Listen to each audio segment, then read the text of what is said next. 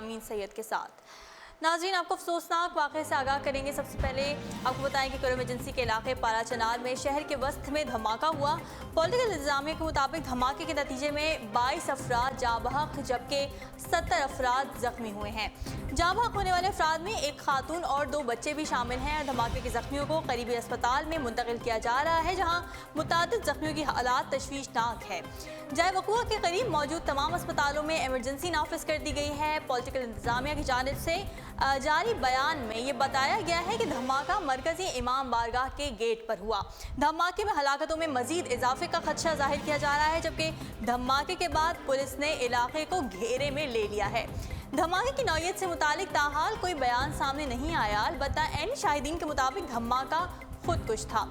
वज़ीर-ए-आज़म नवाज शरीफ ने धमाके की शदीद मजम्मत करते हुए गमज़दा ख़ानदानों से हमदर्दी का इजहार किया है और वज़ीर-ए-आज़म का ये कहना है कि दहशतगर्दी का हर कीमत पर मुकम्मल खात्मा किया जाएगा। इसके अलावा वफाकी वज़ीर दाखिला चौधरी निसार ने पारा चनार बम धमाके पर अफसोस का इजहार करते हुए इब्तदाई रिपोर्ट तलब कर ली है। नाज़रीन, रवां साल जनवरी में पारा चनार की सब्जी मंडी में होने वाले धमाके में भी 21 अफराद जाँ बहक और 50 से ज़ायद जख्मी हो गए थे।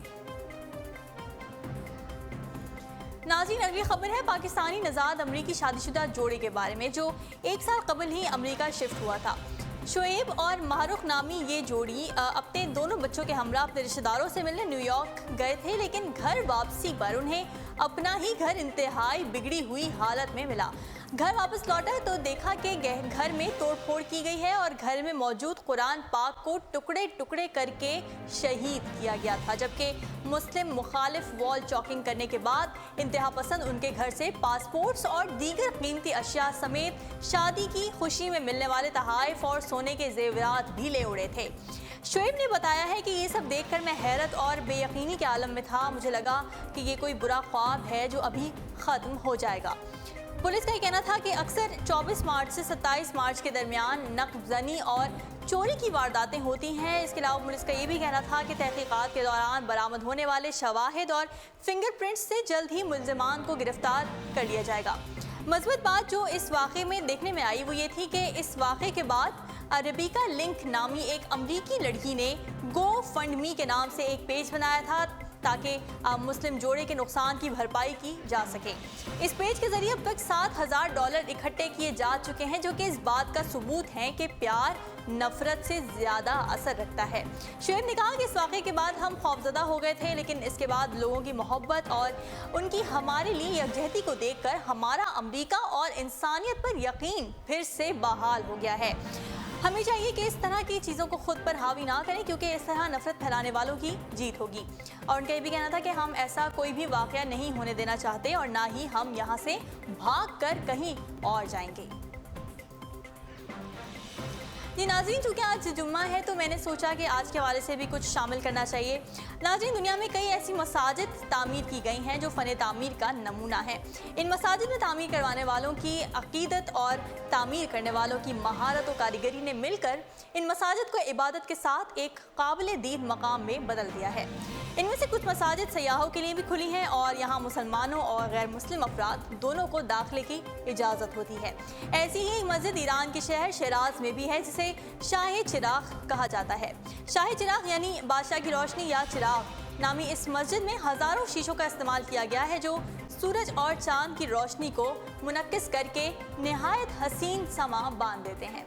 इस मस्जिद के बारे में भी इब्तदाई मालूमात अंधेरे में है, लेकिन बाज़ रिवायात के मुताबिक 900 सदी ईस्वी में एक सयाह ने किसी मकाम से रोशनी आती देखी थी और जब इसने वहां पहुंचकर देखा तो वहां एक कब्र मौजूद थी जहां से रोशनी निकल रही थी। ये खबर बादशाह एक मुसलमान सपा सालार की साबित हुई थी, जिसके बाद इसको बाकायदा मकबरे और मस्जिद की शक्ल दे दी गई थी। मस्जिद में इबादत करने वालों के साथ सैकड़ों गैर मुल्की सयाह भी आते हैं और मस्जिद की खूबसूरती देखकर मबहूत रह जाते हैं। जी, खबरों के सिलसिले को आगे बढ़ाते हैं नाजरीन। लाइब्रेरी या कुतुब खाने में जाना, वहाँ बैठकर किताबें पढ़ना और वक्त ना होने के बायस इन किताबों को मुस्तार घर ले आना और फिर पढ़कर वापस कर देना तो एक आम सी बात है, लेकिन क्या आपने जीती जागती किताबें देखी हैं जो खुद आपको अपनी कहानी सुनाएं?